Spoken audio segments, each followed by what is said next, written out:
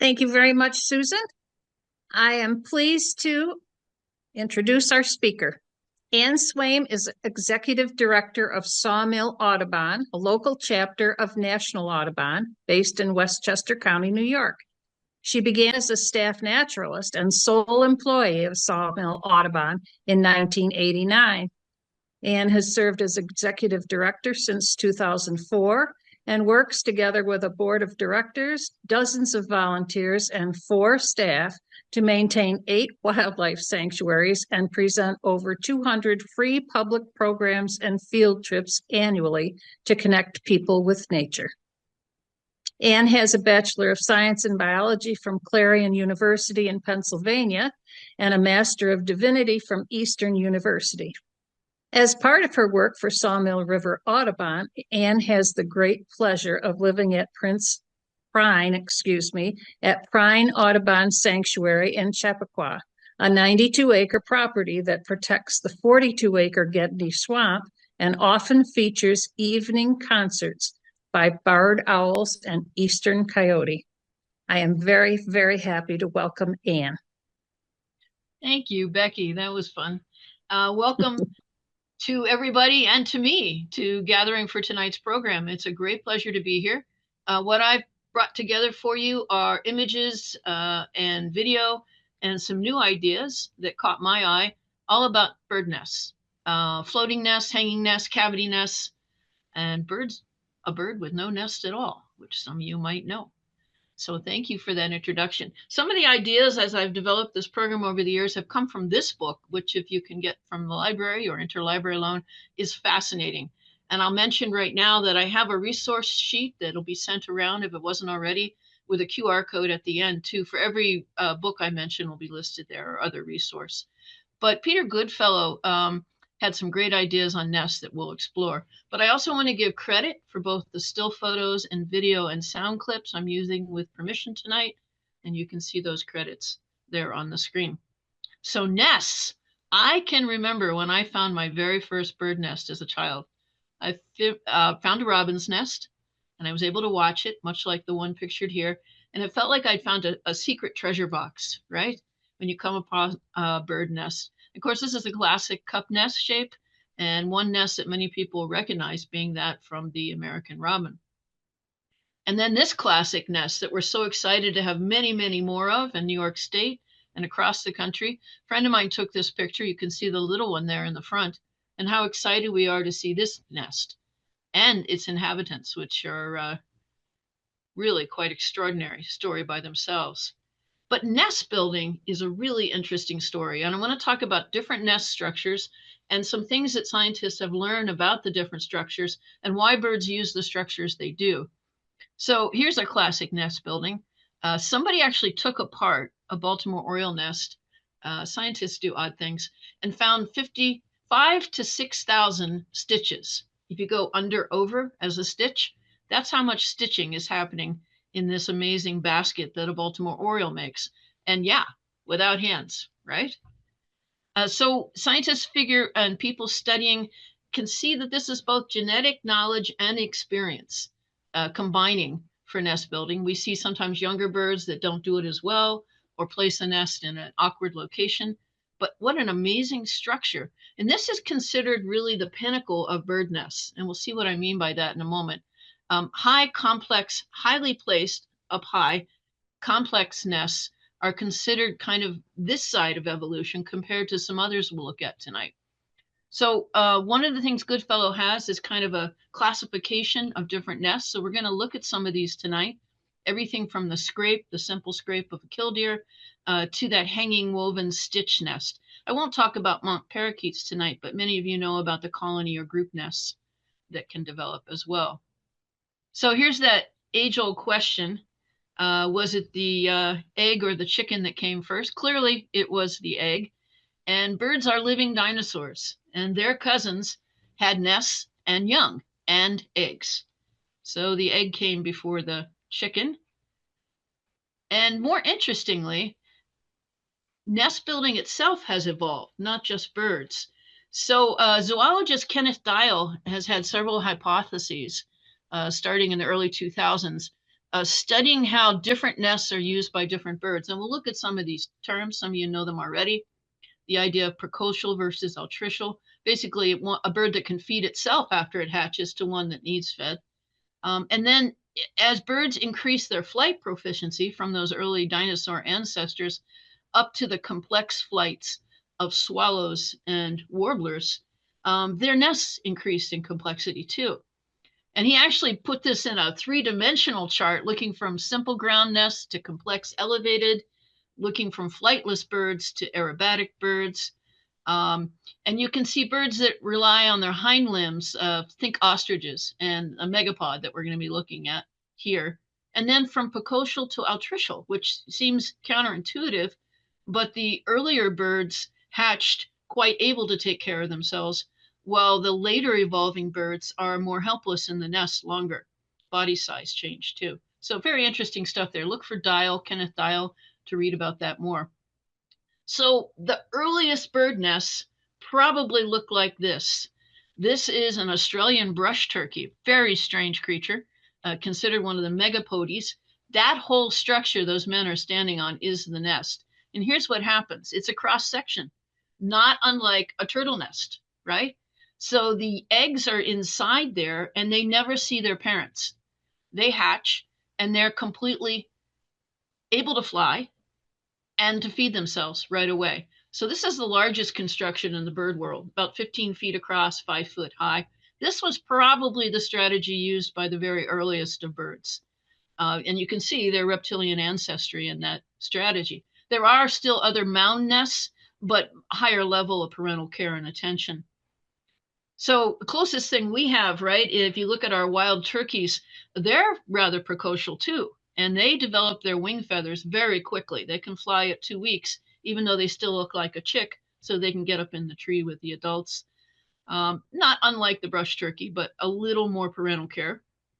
So precocial young is a term that's used for young birds that hatch with their eyes open. They have some kind of natal down, some birth feathers. They can leave the nest. They're usually out of there at latest 2 days. They don't stay in the nest.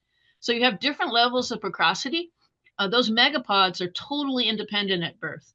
I'm wondering if the captions are blocking some of this. So that's what I'm seeing.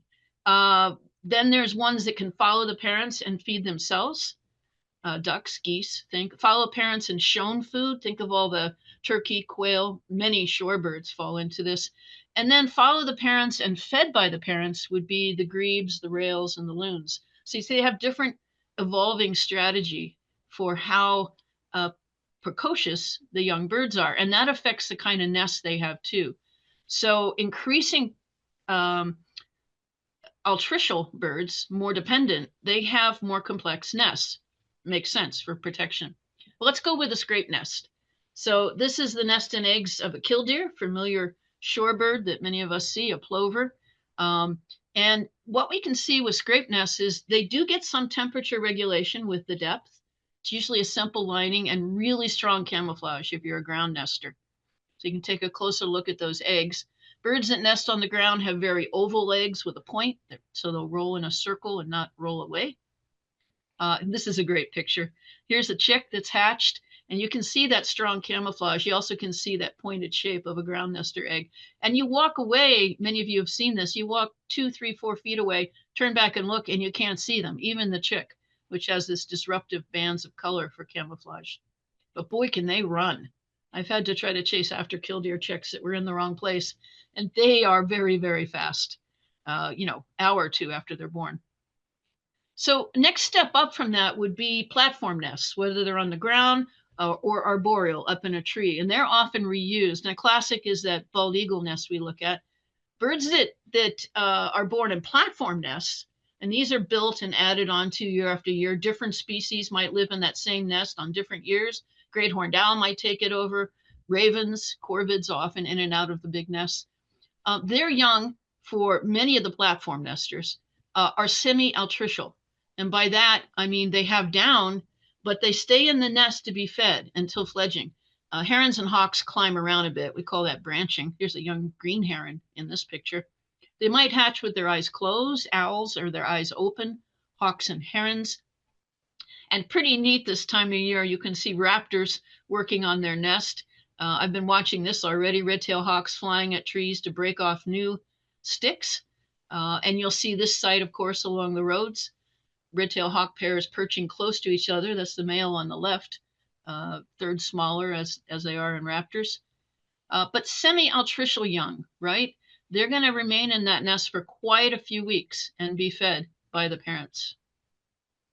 Great horned owls are interesting because they can be both cavity nesters, which we'll talk about next, or platform nesters. They'll adapt to whatever's available. But before then, let's look at a special kind of platform nest. This is fascinating to me. There are aquatic nests that rise and fall with water levels. Very risky, particularly with our increasing rain events. This offers some moat protection, right, from predators. And so you look at gallinules, grebes, rails, jacanas, coots, black terns. And here's a picture here of a pied-billed grebe nest. And here it is with some of the young hatched. Very cute, right? Go in there closer. You can see their stripy young and a couple eggs yet to hatch. So this is a really interesting nest adaptation for additional protection for a ground nester otherwise. But take that up, the next level and complexity of nests are cavity nesters. And these could be holes or tunnels. And I like this picture showing a chickadee that was excavating a cavity in a soft snag, you know, the standing trees that you could actually push your finger in. They're standing, but they're quite soft. So with a cavity nest, you can do earlier nesting in the season. You get temperature regulation from heat in the neotropics, cold up here, and protection from predators is a key thing. So a couple kinds of cavity nesters. Primary would dig the cavity themselves. Secondary would use a cavity dug by another species.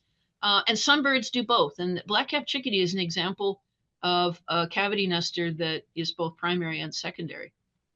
So, yeah, the classic real estate developers are the woodpeckers that dig new nest holes sometimes every year, and other birds utilize those cavities. The availability of cavities is sometimes a limiting factor in some habitats for some species. So primary cavity nesters, ones that dig the hole, woodpeckers, chickadees, titmice family, nuthatches, the creepers. Secondary is a really long list of birds that rely on cavities. They can't just change. A bluebird can't just decide and go build a nest on an open branch. That's not how it's wired. Probably has to do with earlier nesting. It needs a cavity of some sort or another. And so do these other birds listed here. And surprisingly, several duck species that we'll talk about. The owl on the bottom is eastern screech owl. Kestrel is one that needs a cavity, one of our smaller raptors, as some of you know. I really like looking for white-breasted nuthatch cavities. We did that during the Breeding Bird Atlas. They tend to look for a branch scar. You can see that here, where there's a weakness, and then they excavate there. You can see the little one looking out. And the other thing they do is they grab different smelly beetles and rub it around the entrance. And they're not quite sure, but it seems to be a reason to keep away parasites. Nuthatches are fun to watch. I like this picture. So here's a secondary cavity nester. No way a crested flycatcher is digging its own cavity, and they will come to nest boxes. This one is bringing in pine straw to this nest box. So thinking again about that flicker and nest hole and young, if you look at it in a cross section, you've got something like this that someone has studied. A lot of times cavity nester eggs are round. Many times they're white because there's no need for camouflage or to worry about them rolling away. But that same cavity, and this is one of my new bird facts in the last couple of years, up north in the taiga, that flicker cavity can then become a home for a bufflehead. Isn't that amazing?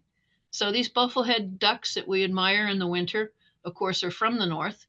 And what they do, there's their range map. So up here in the top in the taiga, they look for cavities that were made by flickers. Now that seems pretty small, but buffleheads are pretty small. Here's one being banded, and they can actually use the same hole that a flicker dug. All right. So those other waterfowl, many of us are familiar with wood ducks as cavity nesters. Also hooded mergansers, beautiful, will even come to a nest box. Common mergansers are cavity nesters. And then so are the golden eyes, both common and barrows. And maybe this has something to do with many of these being northern nesters and being able to nest earlier in cavities than they would on the ground, and more protection. So I like this sequence. Here is a hen, bufflehead, a female bufflehead, leaving the cavity. There's the little ones looking out, and then whee, they all jump out, just like wood ducks, and kind of bounce, and then they reassemble down at the bottom and start their life as ducks instead of being in a tree, precocial chicks. So the interesting thing when you look at it is that cavity nesters can they take a whole month to fledge. Fledging being the time from the come out of the egg till they're flying on their own. So a whole month. But if you look at a cup nester, which is more exposed, like a robin, that's maybe 2 weeks, 2 weeks and a day or so. So they don't spend as much time in cup nests as they do in cavity nests, and they can't because they're exposed. On the other hand, conversely, a cavity nester can start earlier and spend more time developing. But many of our cavity nesters are quite altricial. All right, this is a brand new flicker hatchling, just hatched. Altricial meaning it needs nourishment, opposite of precocial. Eyes not developed. And then this other word, nidiculous, isn't that a funny one? It needs a nest. It cannot survive outside the nest at this stage. So these are hatchlings a week old. Start to see the feather tracks. Here's 11 days. It's still a long way from being a bird on its own. You can see the little straw-like structures, the pin feathers coming in. Looking a little bit more like a flicker now, but still a lot of pin feathers, 17 days, 22, and then they want out, right? They're ready to go, these fledglings, if they had lived in the wild. And it all depends on this. And here's a problem that we have with more and more intense storms as our climate shifts. People have gotten more and more arborophobic.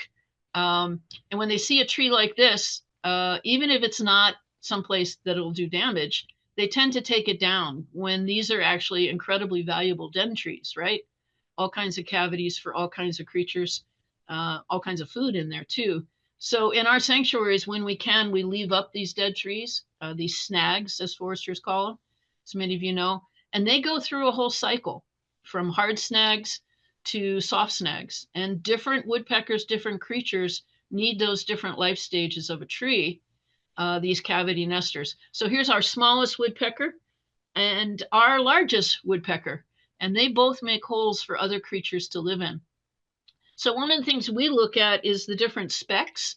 For woodpeckers, they have very specific requirements. All birds are like this with their habitat, as many of you know.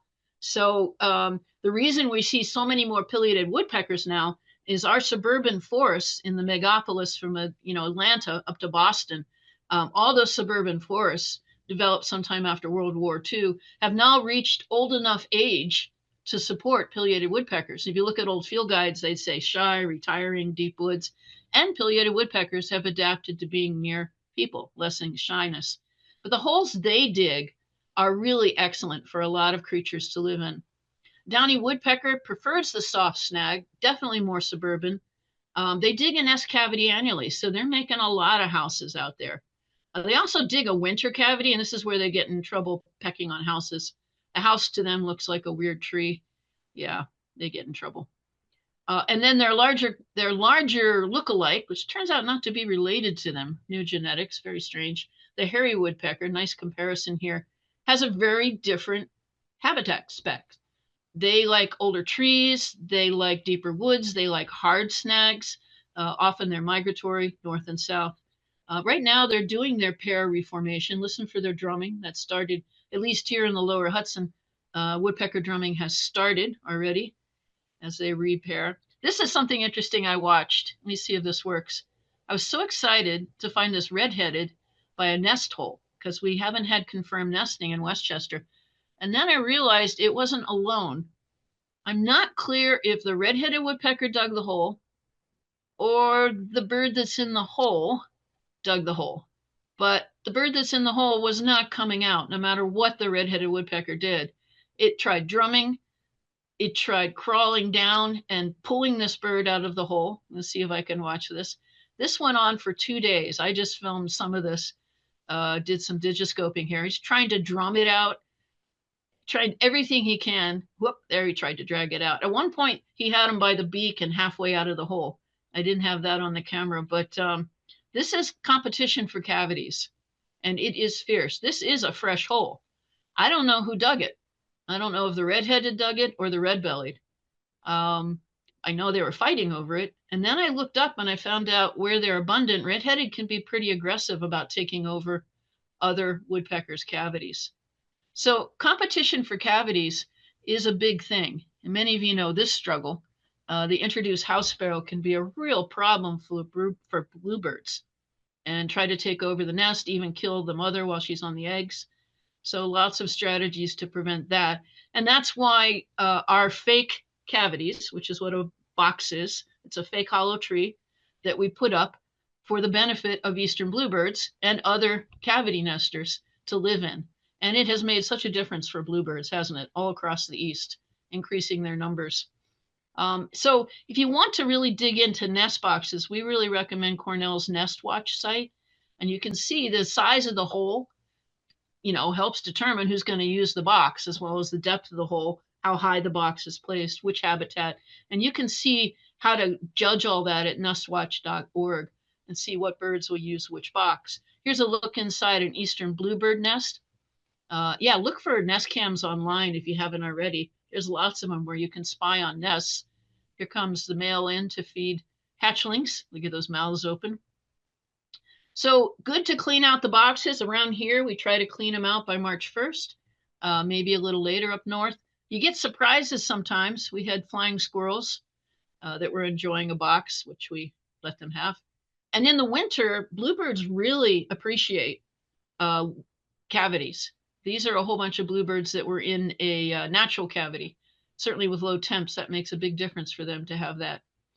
It's interesting when you open boxes, this had 3 different cavity nesters starting to use it. The house wren started to think about it. The chickadee definitely nested there. We saw it coming and going.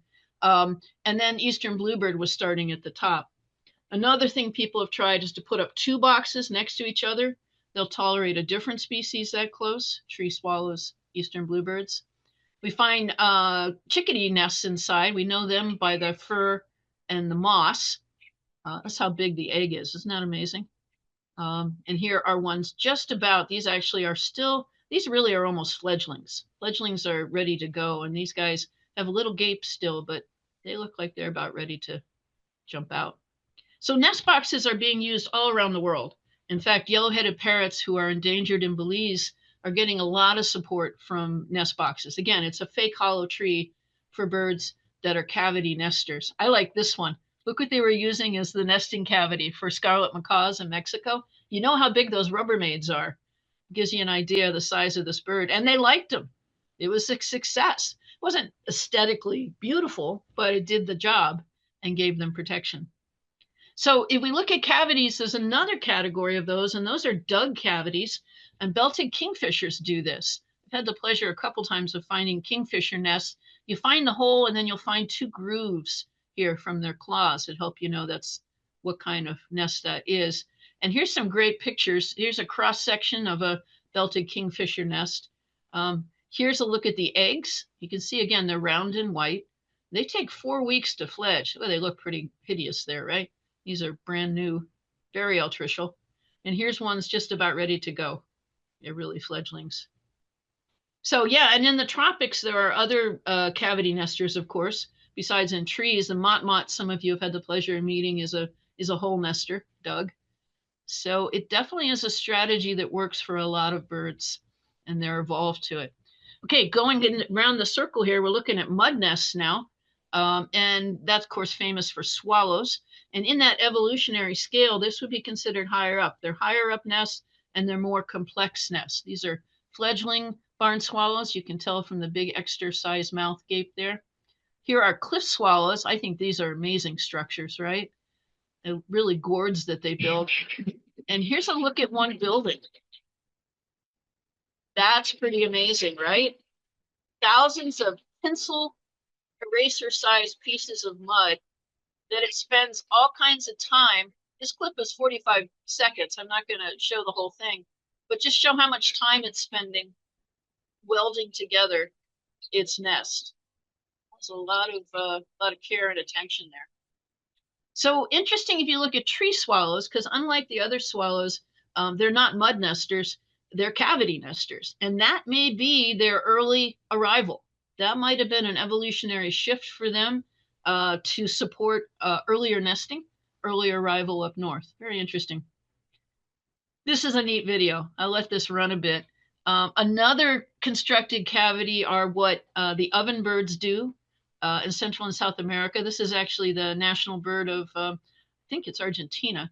And it's a very beloved bird because you can see where they build right near people. But they build this amazing clay bake oven.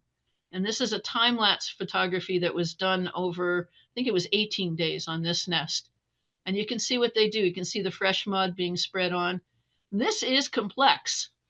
And this takes practice. Sometimes they don't do well their first few nests, or they pick a bad location. And so once they're finished, it's almost at the end here, it really looks like a little bake oven, and hence the name. And they've constructed a cavity. So our ovenbird, not the least bit related to those in the Central and South America, is a warbler, but it constructs a cavity too. So I wanted to look at dome nests. They have a lot of the advantages of cavity nesters. Think about grassland and ground nesters. Ovenbirds build this little bake oven shape too out of vegetation. So do meadowlarks. They build a dome nest in the grasses for protection. And then, of course, the wrens, they all build hilarious dome nests, just piles of stuff. The winter wren nest you see here, and then the infamous Carolina wren nests, who make these piles of vegetation in the most unlikely places, right? A lot of us have experienced that. Look at this one in the shoes. And then this one didn't work out real well. It was in a grill. But Carolina wren is a really interesting bird, and also a bird we're watching in terms of climate change. It has expanded its range dramatically as we had mild winters. But this, for example, is one winter when I think we're going to see Carolina wren numbers drop drastically. Here's how far north they've gotten and when with their range expansion. But when we have a swing to a harsh winter, their numbers drop quite a bit. One thing people do to help them and keep them from building weird places is use nesting pockets. And they'll like these little woven things. All right, so now we've come full circle, gotten right to our cup nests. So this is the classic nest construction. This is the most complex one, altricial, nest needing young. You want to look at the height, how it's attached, what it's made out of, what the lining is, and if there's any decoration on the outside. And again, remembering this, we're over on the right now. We're at very altricial birds and very complex elevated nests. I really love finding vireo nests. Maybe you do too.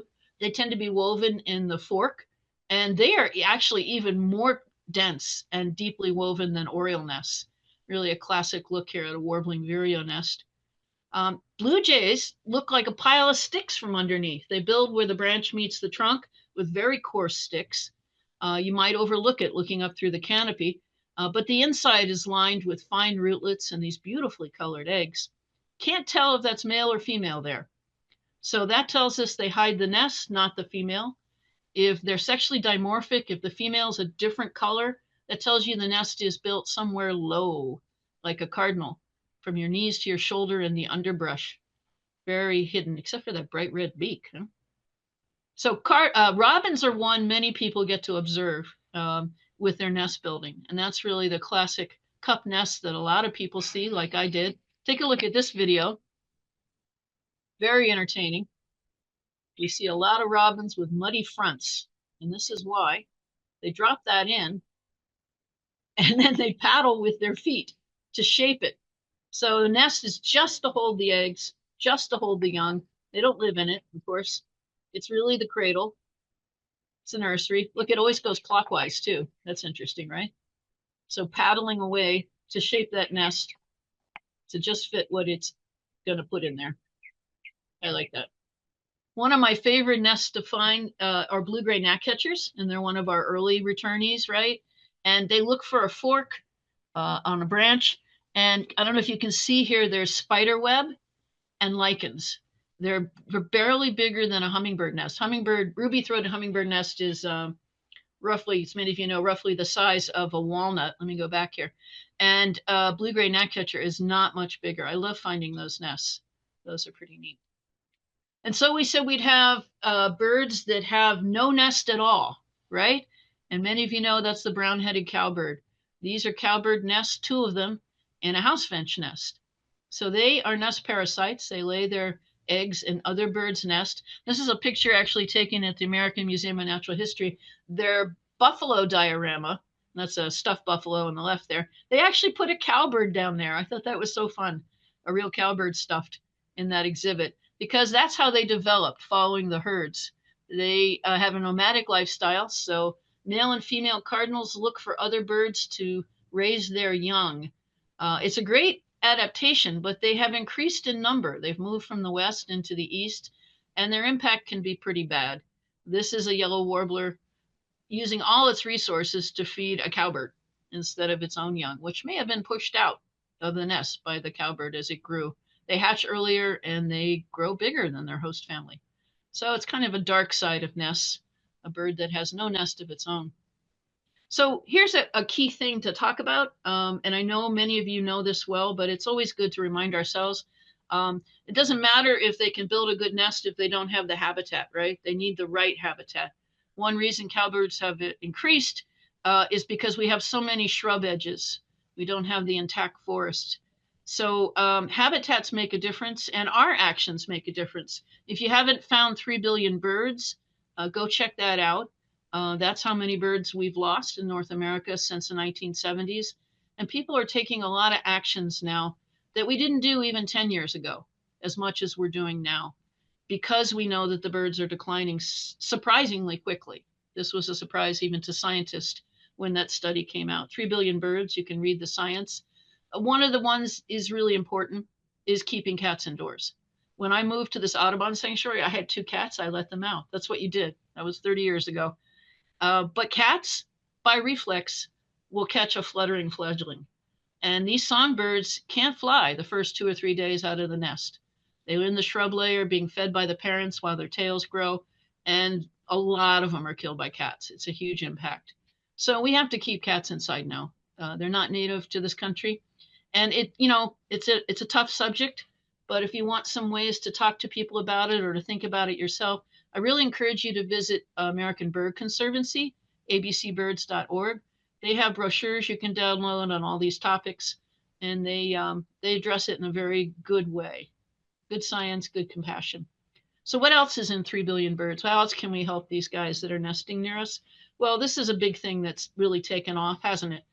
Native plants and avoiding pesticides. It's good for us, too. All those baby birds we talked about, almost all of the songbirds, need insect food for survival. So chickadees may come to your feeders now for sunflower, but they feed their young entirely insects. So we just have to move away from the use of chemicals. Big, big disaster there. Some pest control companies are all about, hey, we use natural pesticides for ticks and for mosquitoes. Yeah, no, it still kills other insects, bees, butterflies, insects that birds need, right? So go check out 3billionbirds.org, give you a lot of good ideas. Here's something we're grappling with as we come into a finale here. I'll talk about some resources. This is a healthy forest with an understory. Wildlife need the right habitat. This is actually what the understory looks like in a lot of the sawmill sanctuaries, frankly. We have no ground cover. You can see the browse line.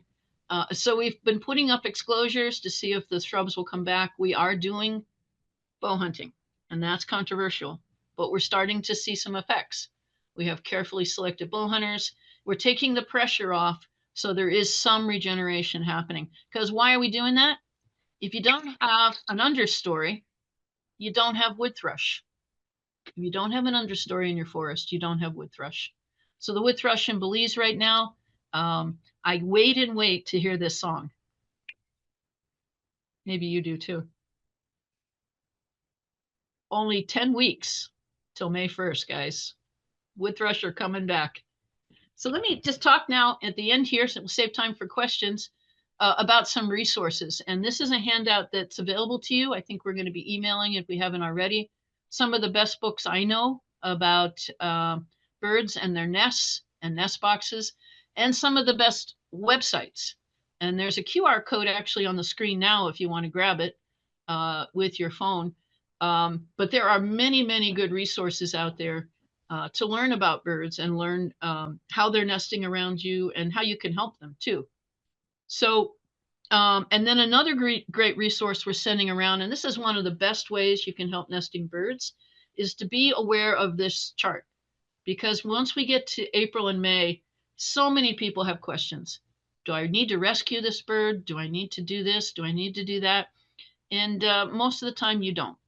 So yeah, don't bird nap the fledglings. Here's a cute guide of fledglings here. They're all pretty cute, right? When they're fledglings, even starlings. So yeah, we don't want to bird nap them. We want to leave them outside, keep cats and kids and dogs away, let the parents feed them. So here's 2 books that I keep nearby. This is an old one, Birder's Handbook, but it's actually pretty excellent for how it arranges the information on bird nests. I like this one, Nest Eggs and Nestlings. Has a lot of pictures of young shorebirds, which are fun to see. And then this one's relatively newer. Many of us got it during the Breeding Bird Atlas. This has been updated, Field Guide to North American Nests, and it's really well organized to show you egg shapes. You can see that one for the pointy ones are ground nesters, egg patterns. And then it does a great job for each nest, talking about those things I mentioned, how high it's built, what it's made out of, what the lining is, if there's outside decorations, and yeah, how to identify them, which is very cool. So one of the online resources I use a lot is Birds of the World. This is something you pay for, but it's amazing. It's worth doing. It's a constantly updated bird research, right? Ornithology reference. Like here's the page for peregrine falcon just on their breeding, and it uses a kind of a year chart to tell you when to expect their breeding, what their eggs look like, all kinds of great details that researchers have found. And then on a lighter note, I love looking at nest cams. And if you go to All About Birds, which is I think the best website to point people to from Cornell Lab, they have a link there for webcams to spy in nests. And great horned owls are already nesting to the south. And my brother who lives in Austin already has a Carolina wren nesting on his patio. So it's underway. And then Nest Watch is the site I mentioned that has really in-depth information on nest boxes. And you can actually contribute to science here by putting in data that you find about nests. All right. So we stop in here to ask for comments and questions.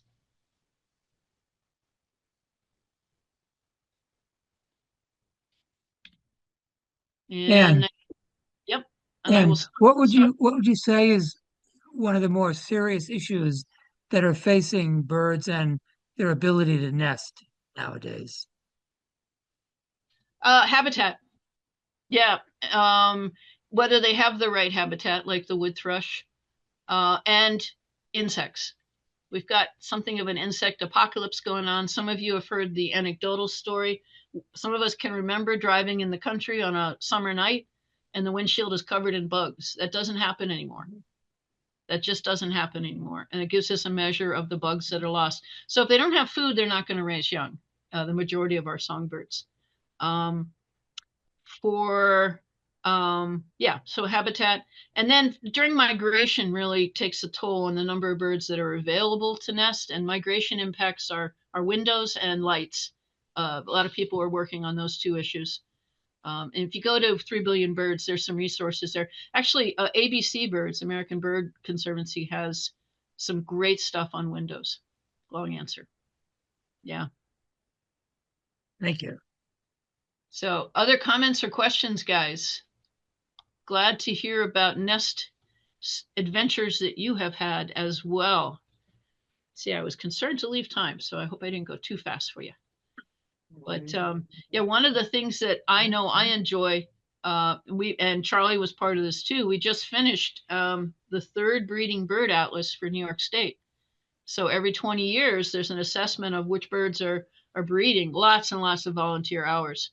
And it's been pretty interesting. Some birds have gained, many more, I'm afraid, we'll hear have lost. But it's a measure of richness of habitat, of whether birds can nest there, right? And still do nest. And could you talk a little bit about the legality or illegality of taking bird nests? Oh, yeah. So when people call up to fuss about a bird nesting by their house, we stress that they're protected by the Migratory Bird Treaty if we have to get to that point. Mostly we try to encourage them. Most of the songbirds, we say, look, it's 2 weeks in the eggs, 2 weeks till they hatch. That's a rough number. If you can just give them a little bit of space, they'll be out of your way. And then you could move the nest if you need to. And so informally, we do shift nests if they're in the wrong place after they've been used.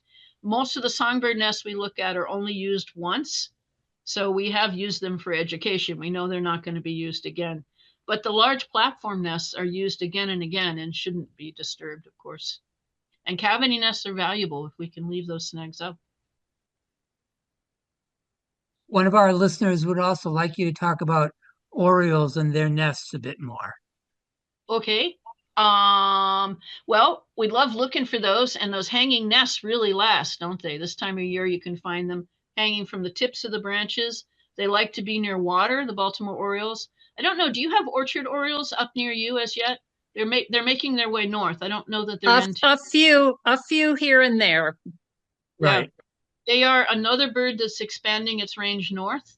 And so, yeah, we look for orchard oriole nests. We love watching them get woven. That's so cool when you see the female in there weaving them. And they really do protect the young.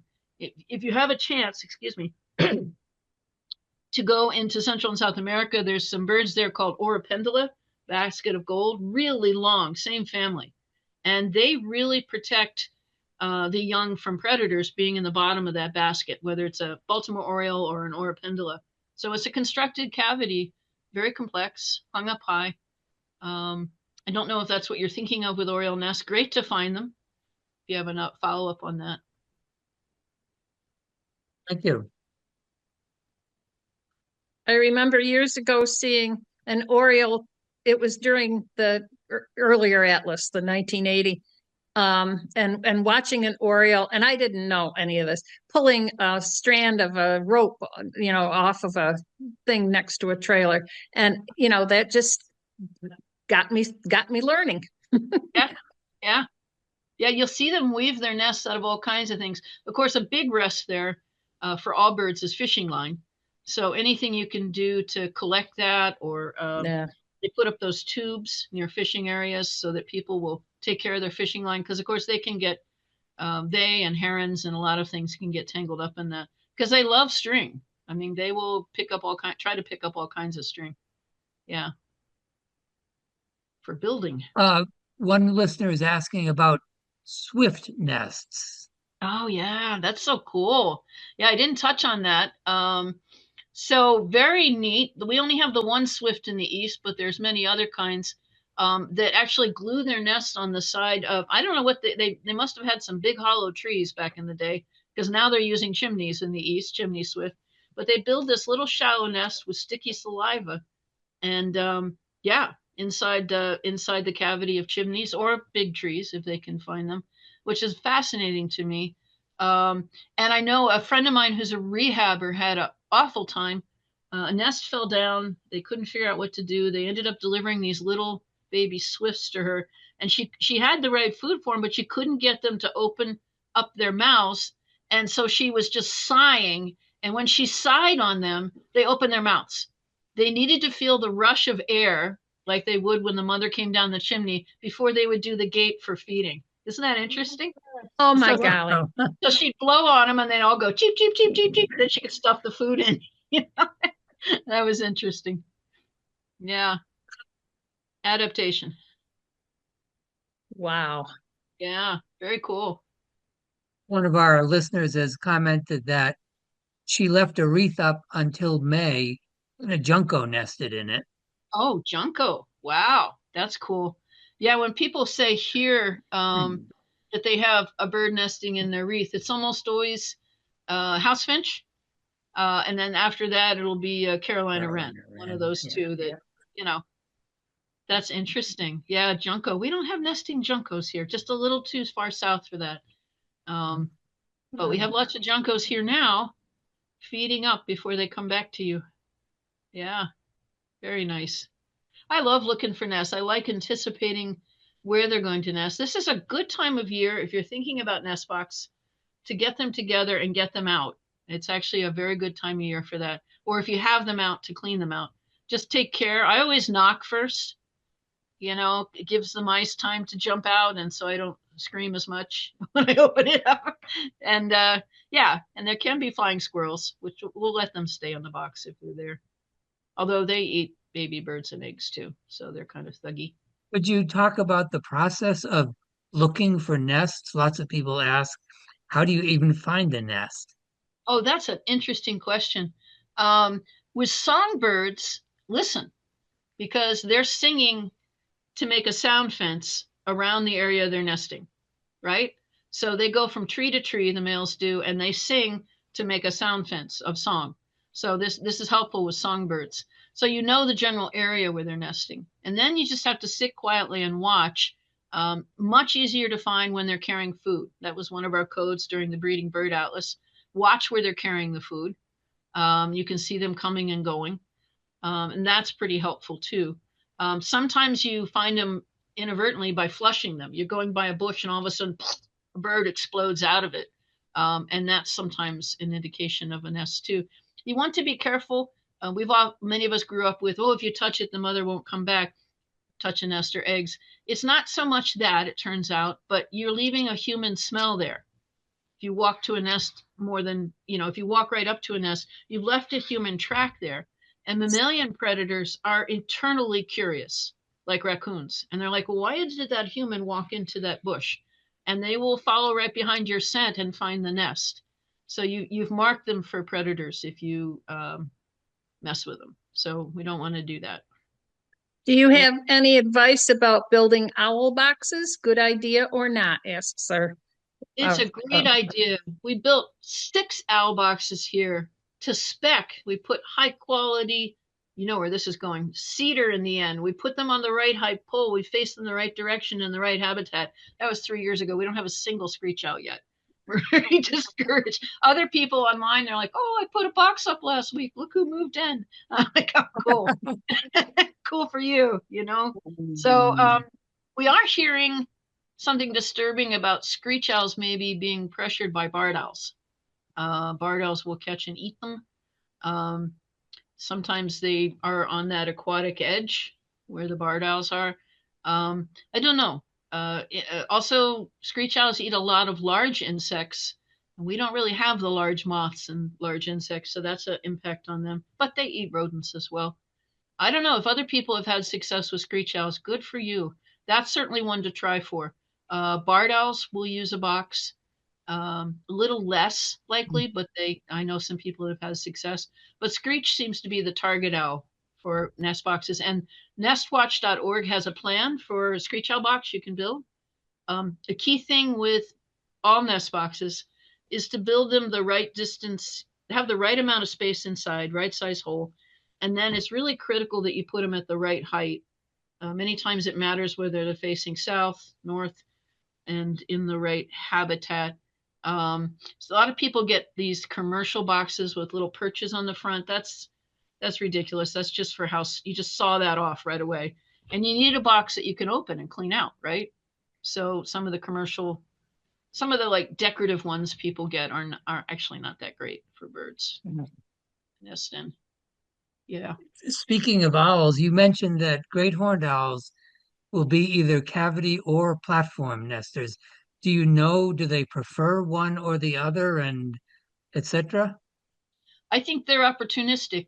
There's not a lot of big cavities around in our area. There might be in yours.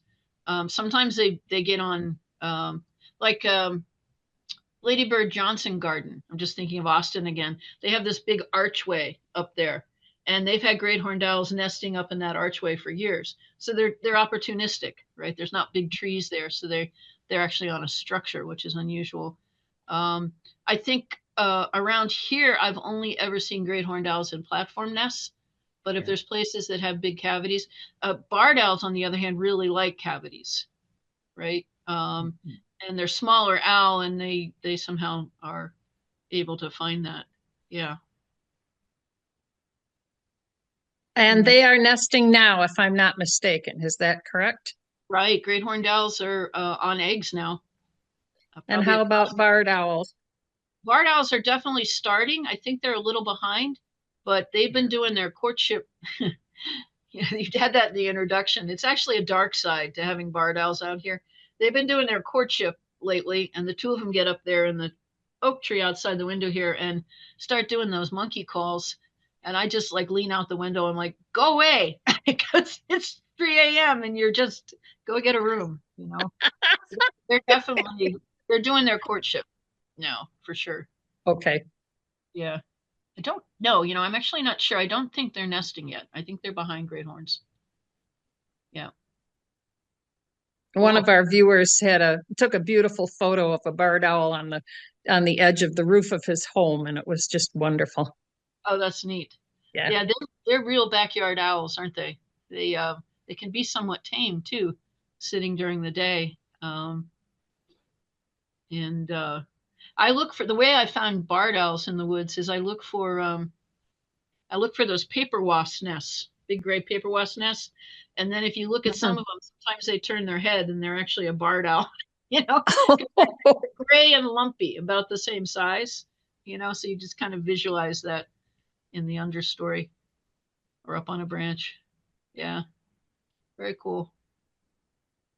Thank you, Anne. I don't seem to see any more questions from our I see listeners. a comment Oh. that said by the Montezuma National Wildlife Drive, there is a huge cavity in the tree where great horned owl nested.